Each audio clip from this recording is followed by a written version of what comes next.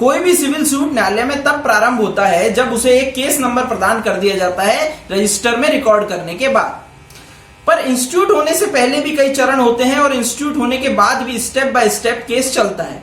जब कोई व्यक्ति न्यायालय के समक्ष प्रस्तुत होता है तो उसका प्राइम कंसर्न होता है कि समय कितना लगेगा।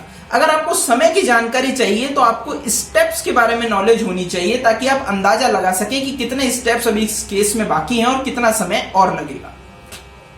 अगर हम बात करें इंस्टीट्यूट होने से पहले की, तो केस इंस्टीट्यूट होने से पहले 3 चरण होते हैं। पहला है फ्रेमिंग ऑफ प्लेंट, यानी वाद पत्र का तैयार किया जाना कि किसे पार्टी बनाया जाना है और किसे पार्टी नहीं बनाया जाना है। उसके बाद आता है फ्रेमिंग ऑफ सूट, यानी वाद का तैयार किया जाना। उसके बाद प्लेस ऑफ सुइंग, यानी किस जगह कौन से ज्यूरिडिक्शन है, किस कोर्ट का उस पर ज्यूरिडिक्शन है जहां पे उसको प्रस्तुत करना है। उसके बाद कंप्लायंस और बेसिक स्क्रूटनी के बाद उसे न्यायालय के रजिस्टर में दर्ज किया जाता है और एक केस नंबर प्रदान किया जाता है। Then it is called the case has been duly instituted. जब केस इंस्टीट्यूट हो गया तो सबसे पहले होते हैं प्रतिवादियों को सम्मन। प्रतिवादियों को सम्मन, उसके भी 2 चरण है। पहला है इशूइंग ऑफ सम्मन और दूसरा है सर्विसिंग ऑफ सम्मन। सर्विसिंग ऑफ सम्मन जिसको तामील कहते हैं। जब सर्विस हो जाती है सम्मन की तो उसके बाद प्रतिवादी को अपना पक्ष रखने का मौका दिया जाता है, जिसे कहते हैं लिखित कथन। लिखित कथन हो जाने के बाद पक्षकारों की परीक्षा। पक्षकारों की परीक्षा के बाद अगला जो चरण आता है वो आता है डिस्कवरिंग ऑफ फैक्ट्स एंड उसके बाद जो आता है वो आता है एडमिशन ऑफ डॉक्यूमेंट्स। जब एडमिशन ऑफ डॉक्यूमेंट्स हो गया, डिस्कवरिंग ऑफ फैक्ट्स हो गया, तो उसके बाद आता है अगला चरण दस्तावेजों का प्रस्तुतिकरण। वैसे तो वाद पत्र के साथ वादी ने अपने दस्तावेज प्रस्तुत कर दिए और लिखित कथन के साथ प्रतिवादी ने अपने दस्तावेज प्रस्तुत कर दिए। तो अब यहाँ पे क्या मतलब रह जाता है दस्तावेजों के प्रस्तुतिकरण का? यहाँ पे ओरिजिनल डॉक्यूमेंट्स पेश किए जाते हैं। उसके बाद जो मेन पॉइंट आता है, जो अगला स्टेप है, वह महत्वपूर्ण रहता है, जो एक न्यायिक अधिकारी द्वारा किया जाता है, फ्रेमिंग ऑफ इश्यूज। क्योंकि जो जजमेंट है उसका बेस यही है, framing of issues. Framing of issues के बाद आता है प्रथम सुनवाई में निराकरण। अगर हो सकता है तो प्रथम सुनवाई में केस का निराकरण कर दिया जाता है, जो मोस्टली पॉसिबल नहीं होता है। उसके बाद होता है साक्षियों को सम्मन। जो साक्ष्य सूची प्रदान की जाती है उन साक्षियों को सम्मन किए जाते हैं। अगर कोई साक्षी आ पाने की स्थिति में नहीं है तो एक स्थगन भी होता है। और उसके बाद होता है रिकॉर्डिंग ऑफ एविडेंस, यानी जब साक्षी आ जाते हैं तो एविडेंस रिकॉर्ड किए जाते हैं। एविडेंस रिकॉर्ड होने के बाद बहस की अंतिम तारीख लगती है, जिसे फाइनल आर्ग्यूमेंट कहते हैं। और फाइनल बहस के बाद डिक्री और जजमेंट, और जहां पे एक सिविल सूट खत्म होता है। हर स्टेप से अब हम बात कर लेते हैं कि हर स्टेप से रिलेटेड सीपीसी के कौन से ऑर्डर और कौन से सेक्शंस और कौन से रूल्स इंपॉर्टेंट है। अगर हम बात करें केस इंस्टीट्यूट होने से पहले की, तो केस इंस्टीट्यूट होने से पहले framing of plaint, framing of plaint से रिलेटेड है ऑर्डर नंबर 1 का रूल 1, 3, 8 और 9।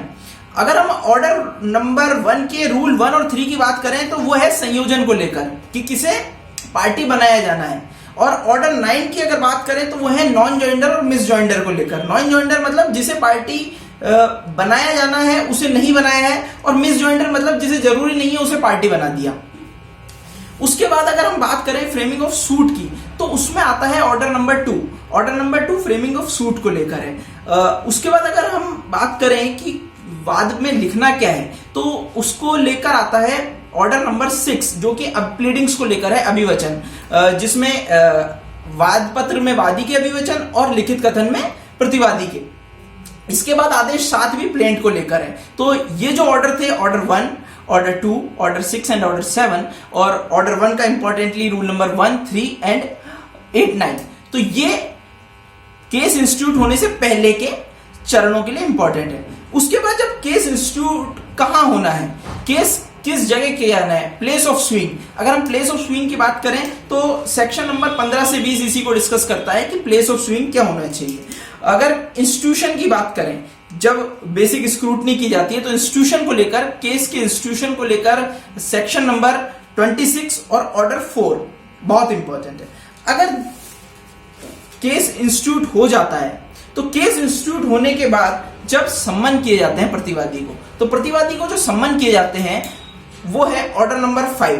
ऑर्डर नंबर 5 में रूल नंबर 1 to 8 है इशूइंग ऑफ सम्मन को लेकर, और आगे जो 9 से लेकर जो रूल्स हैं वो हैं सर्विसिंग ऑफ सम्मन को लेकर। उसके बाद रिटर्न स्टेटमेंट की अगर बात करें तो रिटर्न स्टेटमेंट के लिए ऑर्डर नंबर 5 रूल नंबर 1 जो कहता है कि 30 दिन के अंदर लिखित कथन पेश होने चाहिए। इसके बाद पक्षकारों की उपस्थिति और अनुपस्थिति का प्रभाव, इसको लेकर ऑर्डर नंबर 9 और रूल नंबर 1। पक्षकारों की परीक्षा जो कोर्ट के द्वारा की जाती है उसके लिए order number 10, discovering of facts order number 11 और admission of documents order number 12। दस्तावेजों का प्रस्तुतिकरण जहां पे ओरिजिनल डॉक्यूमेंट प्रस्तुत किए जाते हैं ऑर्डर नंबर 13। इसके बाद framing of issues order number 14।